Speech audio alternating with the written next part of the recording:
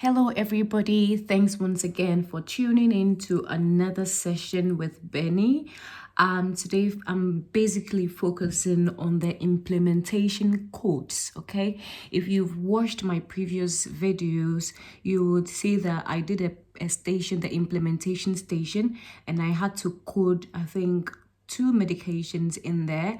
Yeah, and I've had people ask that at what point do you need to code. And I mean, the coding system is a bit confusing sometimes, so I just thought, okay, let me just explain the different codes of in the implementation stations and when you need to use it. Okay, so let's just get right into it. So yeah, if you've studied your implementation paper very well, you'll realize that there's a page like this in the implementation paper, all right, where when you get there, you just verbalize, oh, assessor, I understand the medicine non-administration and self-administration codes, and I will be abiding by it. It's something you verbalize as part of the procedure. Yeah, so this is the codes that you said you understand, and you will be abiding by it.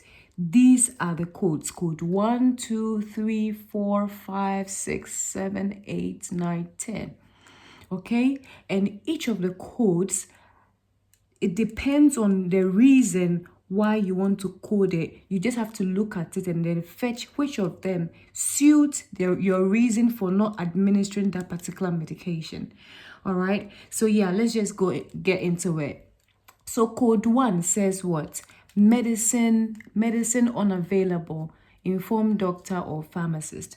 Okay, so if you've watched the implementation video I did, you realize that you would have to bring the drug trolley close to the patient bedside, and then you open it and then you check the medication you want to administer.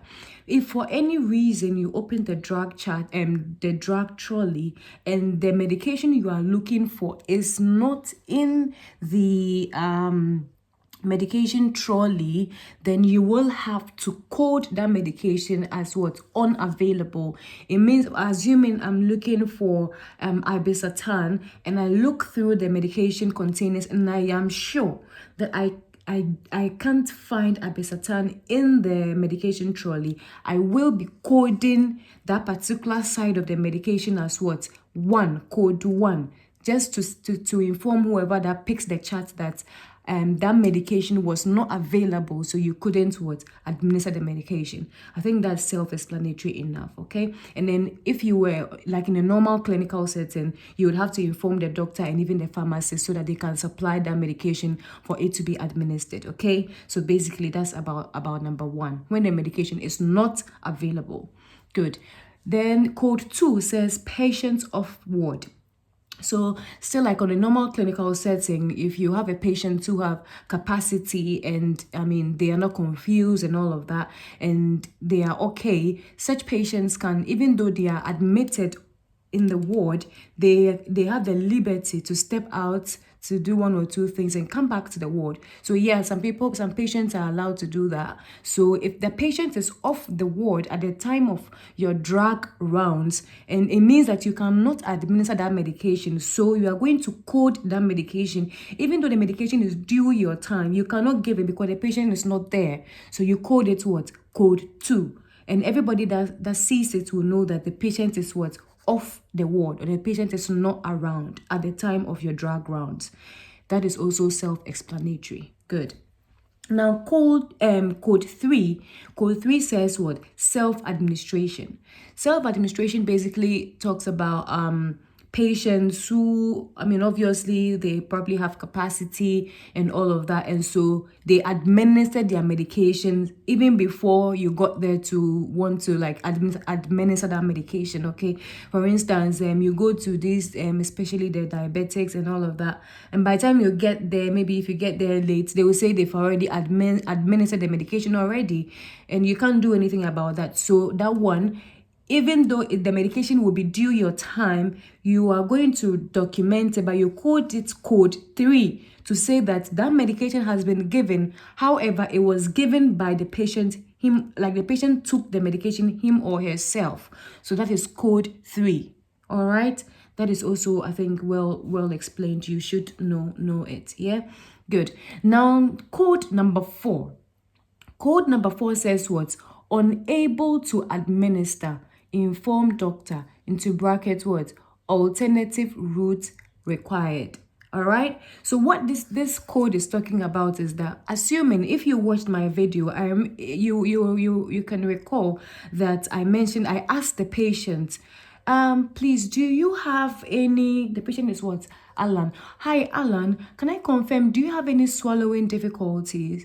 Assuming Alan mentions that he has swallowing difficulty, and I have to administer something like, say, paracetamol orally, at that point in time, patient has swallowing difficulty. It means that whatever medication I gave him, he will not be able to swallow it. So I have to code it code 4 to inform the doctor or whoever it is that the route of administration needs to be changed. Maybe the paracetamol needs to be changed to, say, IV paracetamol, because that one I can give that one through the cannula or intravenously. But if the medication is oral, I cannot give that medication because my patient cannot swallow. So that's like one instance that you can use code 4. So if there's any reason why you think the route of administration is not ideal for the patient, and so you cannot give that medication to the patient at that particular point in time, code it code 4.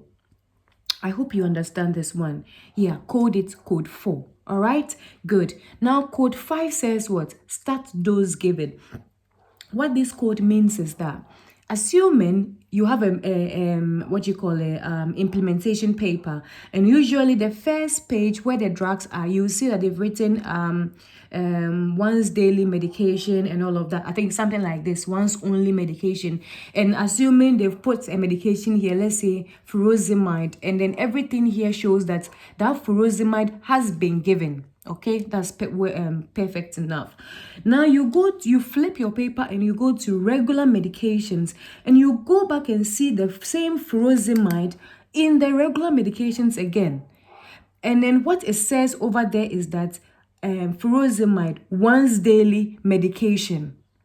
Now you come back and check your once only medication, and you realize that they've already given the start dose of that furosemide. And so even though the medication is appearing twice on the once only and also in the regular medications, you are not going to administer that medication because it's a once daily medication. And as long as the start dose has been given, you do not have to give that medication again, because that will be overdose. All right, so in that instance, if you see that double thing, all you need to do is what? Code that furosemide in the regular medication as what? Code 5, because the start dose has been given and the drug is a once daily medication, so you cannot re-give it.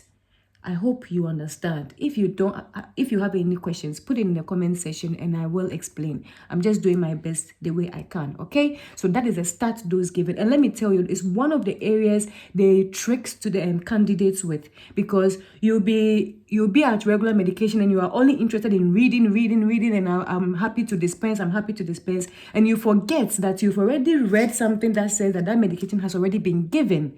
So always come back and cross-check, especially your once only medication, whether whatever medication you want to give has not already been given. Okay, please take note of that. Good. Now code 6 says what prescription incorrect or unclear. So code 6 is usually used when especially the prescription is not valid. A prescription will not be valid if out of the 6 rights of medication, one of it is omitted, one or more of it is omitted. For instance, if you watch my video on implementation, I mentioned I'll be administering the medication using the 6 rights of medication: right patient, right drug, right dose, right documentation, right route, right date and time. So if all of these are well fulfilled in the prescription, then you can say that the prescription is valid, legible, and correct.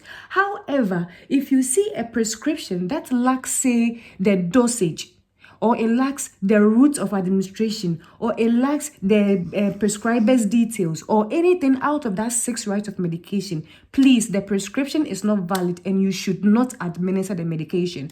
If you go back to my previous video, I think I did not give prednisolone because my patient, the route of administration was not there. So I coded it what? Code 6. Okay, good. Now, code 7 says what? Patients refuse, and that's clear enough. If the patient, you are giving the patient, and the patient says, I don't want to have this medication, you code it code 7, and then that's it, okay? Code 8 says what? Nail by mouth on doctor's instructions only. So that's if the patient is on nail by mouth, that you should not have anything. Yes, you are going to code that medication code 8 because the patient cannot have anything per os, like per oral. Okay, good. Code 9 is low pulse and or low blood pressure.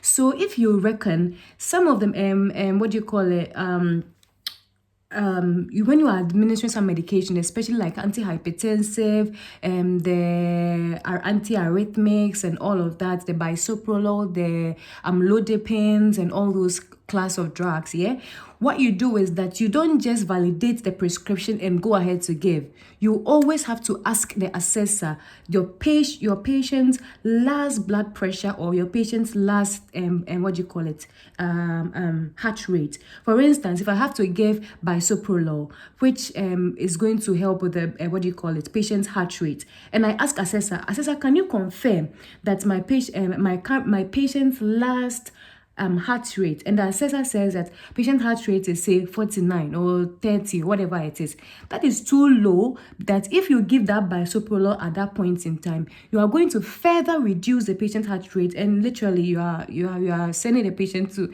his or her early grave. Yeah, so for that instance, if you are giving a value that is not healthy for you to administer that medication, you code it code 9 because maybe there's a low pulse, there's a low blood pressure, whatever it is, code it code 9. I hope you understand it. I hope. Anyway, the last one is code 10, which is other, state in nursing notes including action taken. So usually code 10 is where you use the code 10 for if the patient is allergic to a medication and all of that. In my previous video, patient was allergic to penicillin, yeah, and so I didn't give the, what do you call it, what drug was it? Amoxiclav or something like that, or Augmentin, one of those. All of them are penicillin-based medications, so I cannot give that medication. As long as it's allergy-related or any other thing that is not stated here, put a code 10 and then document clearly why you are not giving that medication. I hope you understand it. Yeah?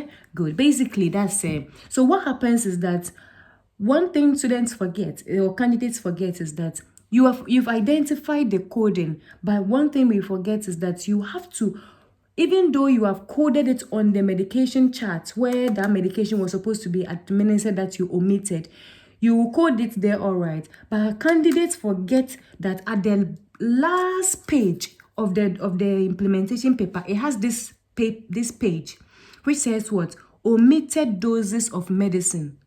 I hope the camera is capturing it. Omitted doses of medicine. Okay, so once you have coded it at your where the medication was in the drug chart, flip the paper to the last page. You will see omitted doses of medicine. Quickly come and rewrite the reason why you coded the medication here for you to get your full mark. If you fail to document here, you must have documented there, but you will be penalized for that. Just come back straight, write the over here, write the dates, the drug, the dose. For instance, the date is say 22nd, 6/24. Okay, the drug is say furosemide, and maybe the dose is say maybe 40 milligram. Okay, 40 milligram. My pen is misbehaving. Okay, good. And the, what do you call it, the reason for omission is maybe because of what I coded its code, maybe what code is that? Maybe code 6, because maybe the route of administration was not there. Okay, root absent, code 6, root absent, and then I will sign my signature. Please, this area is also very important. After you've coded in the main thing, come and rewrite it here before you continue reading. Because by the time you finish and time is running, you'll forget to rewrite it here. I hope you understand. If you have any question, please ask in the comment section.